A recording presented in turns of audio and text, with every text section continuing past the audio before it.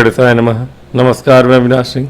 आज हम बात करेंगे धन भाव के स्वामी यदि षष्ठ भाव में हो, क्या परिणाम है इसका। धन भाव जो आपके सिर्फ धन का ही नहीं, आपके वाणी का भी स्थान है, आपके परिवार का स्थान है, कुटुंब का स्थान है। ये भाव के स्वामी यदि षष्ठ भाव में हो, जो कि दुस्थान माना जाता है, रोग ऋण शत्रु का भाव है, इस भाव में यदि धन भाव के स्वामी चले जाएं तो कुछ अच्छे कुछ बुरे परिणाम आते हैं, मिला जुला ही फल है। धन भाव के स्वामी षष्ठ में हो तो ऐसा जातक पहली बात तो जीवन पर्यंत धन के कमी से परेशान रहता है। कमी से नहीं, आते जाते धन रहता है इसके पास, कभी भी धन इसके पास बहुत धनी नहीं हो सकता है। आप कह नहीं सकते कि धनवान होता है, धनवान नहीं होता ऐसा जातक, बल्कि कभी इसके पास धन होगा, कभी नहीं होगा, यानी कि आता जाता रहता है। कैश फ्लो इसका कभी कम कभी ज़्यादा उतार चढ़ाव जीवन पर्यंत लगा रहता है। यदि धन भाव का स्वामी शुभ हो के षष्ठ भाव में बैठा हो, है ना, शुभ हो के मतलब यदि कोई कोमल ग्रह बैठे यहाँ पर, जैसे शुक्र बैठे तो इन्हें गुरु देख रहे हो, या फिर गुरु बैठे तो बुध देख रहे हो, या चंद्रमा या शुक्र, मतलब कुल मिला के यदि शुभ ग्रह यहाँ बैठे हो या पाप ग्रह ही क्यों ना बैठे हो, शुभ ग्रह बैठे हो या कोई भी ग्रह बैठे, शुभ होके बैठे, पाप ग्रह भी बैठे लेकिन शुभ ग्रह देख रहे हैं उनको, या साथ में युति में हो, तो ऐसे जातक को धन लाभ होता है। किससे होता है? शत्रुओं से होता है। शत्रुओं से ही धन लाभ होता है। मतलब होता है बहुत सी ऐसी सिचुएशन बन जाती है जीवन में कि आपको शत्रु ही आपका धन देके जाता है आपसे काम निकलवाने के लिए, तो ऐसी चीज़ें हो जाती हैं।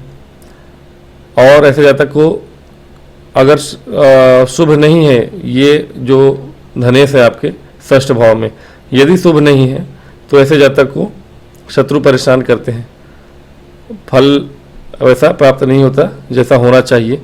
जीवन पर्यंत आप धन के लिए जूझते रहते हैं और शत्रुओं से परेशान रहते हैं, ऋण से परेशान रहते हैं।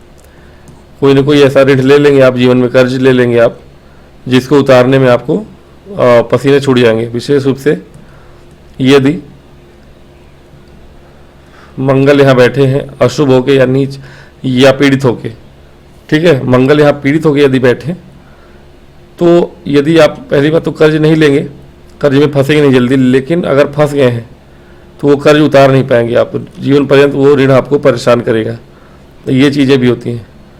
हाँ, धनेश यहाँ बैठे हों तो आपके पैरों के पिंडलियों में परेशानियाँ भी होती हैं, ठीक है, पिंडलियों में कोई ना कोई परेशानी होती है, चोट लगती है या फिर कुछ ना कुछ ऐसा होता है जो कि जीवन पर्यंत आपके पैरों में परेशानी देता है। यदि ज़्यादा ही पीड़ित है धनेश यहाँ पर आके, तो आपके जीवन में आपके परिवार के लोग ही आपसे शत्रुता रखते हैं। पहली बात तो मतलब यदि पीड़ित नहीं है तो परिवार से शत्रुवत भाव होने के बाद ही परिवार आपको संभालता है, परिवार से ही पैसा मिल सकता है आपको। शत्रु है तब भी, शत्रुवत व्यवहार है तब भी आप, जैसे मैंने बताया कि शत्रु से लाभ कमाते हैं। शत्रु बाहरी नहीं हो सकता है कि आपके घर परिवार रिश्तेदार हो। धनेश का षष्ठ में होना ये दर्शाता है कि आपके परिवार के लोग ही आपसे शत्रुता रखते हैं, या किसी प्रकार से आपने अपने परिवार से किसी प्रकार का धन उधार ले लिया है तो वो परिवार आपका टूट जाता है धन के कारण, ऐसा भी होता है, ठीक है। तो धनेश का षष्ठ में होना बिल्कुल अच्छा नहीं होता। और कोई भाव के स्वामी षष्ठ में हो लेकिन धन का स्वामी षष्ठ में हो तो धन के लिए अच्छा नहीं है पहली बात, और जन के लिए भी अच्छा नहीं है। अपने ही परिवार से शत्रुता होती है और आपकी वाणी के लिए भी अच्छा नहीं है। ऐसे जातक की वाणी भी शुभ नहीं होती है, वाणी से शत्रु पैदा करते हैं ऐसे लोग। अपने होता है ना, वो मुंह से पान मुंह से पनही वाली कहावत सुनी होगी आपने। तो ऐसे जातक के मुंह से कटु वचन निकलने के कारण वह जातक जो होता है शत्रु पैदा करते रहता है आए दिन। जैसे मुंह से आग ही निकालेगा, जब बोलेगा तो अग्नि उगलेगा और उससे शत्रु आए दिन बनते ही रहेंगे उसके मुंह के कारण। भले वो ऐसा कोई व्यक्ति ना हो जिससे कि किसी को हानि हो, लेकिन खाली उल्टा सीधा बोलने के कारण शत्रु बनते रहेंगे उसके। तो धन भाव के स्वामी का शुभ हो के यहाँ होना अच्छा है। अगर मंगल आपके धन भाव के स्वामी हैं, अगर एक यहाँ लिखा हो तो मंगल आपके एक भाव यहाँ आ जाएगा उनका।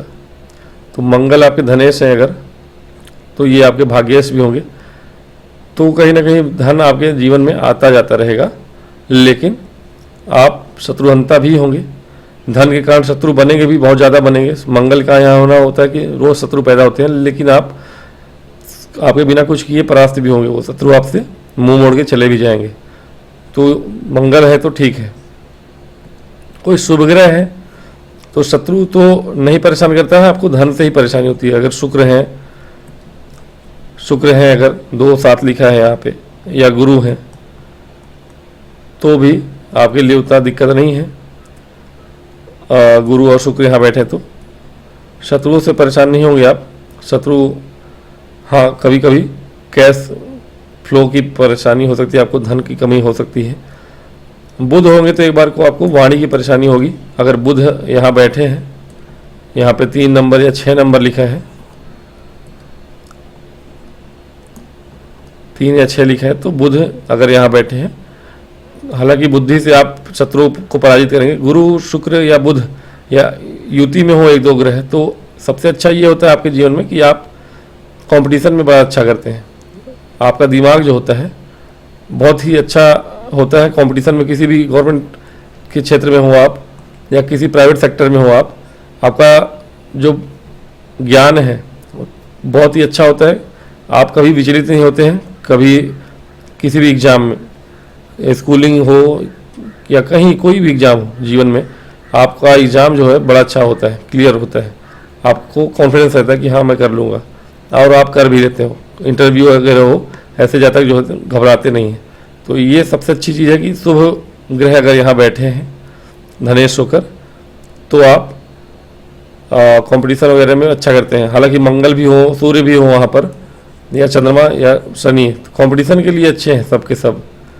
सब स्टूडेंट्स के लिए अच्छे होते हैं।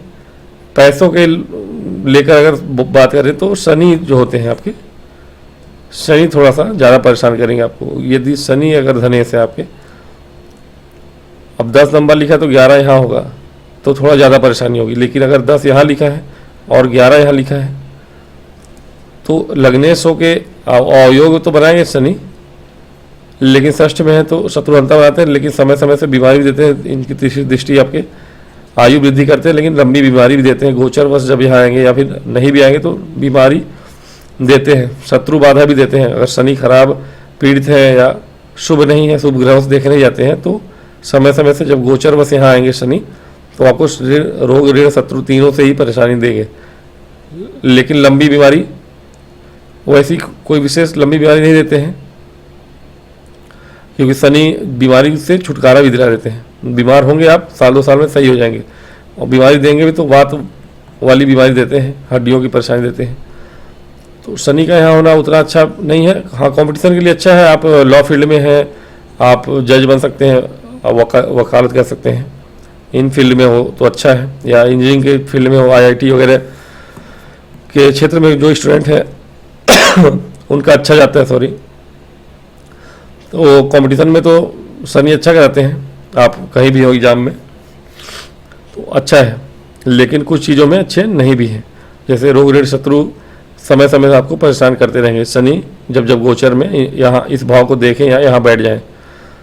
बाकी सारे ग्रह ठीक हैं। सूर्य का यहाँ होना धनेश होके थोड़ा सा आपको परेशान करता है, बीमार करता है, आँखों की परेशानी आती है आपको, और परिवार में बीमारियां लगी रहती हैं। आपके परिवार में रोग वाले माहौल रहते हैं, दवाइयों का सिलसिला रहता है, ये चीज़ें हैं। इसलिए मैंने कहा शुभ ग्रह यहाँ है तो ज़्यादा उत्तम है, अगर नहीं है तो ज़्यादा उत्तम नहीं है। तो कुल मिला के मिला जुला असर है।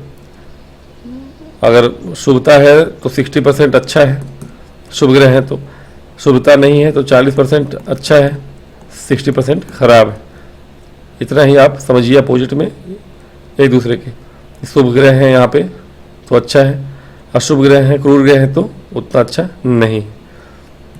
तो ये आपका षष्ठ भाव में धनेश का प्रभाव है। द्वितीय भाव के स्वामी अगर षष्ठ में हो तो यही प्रभाव होगा आपका।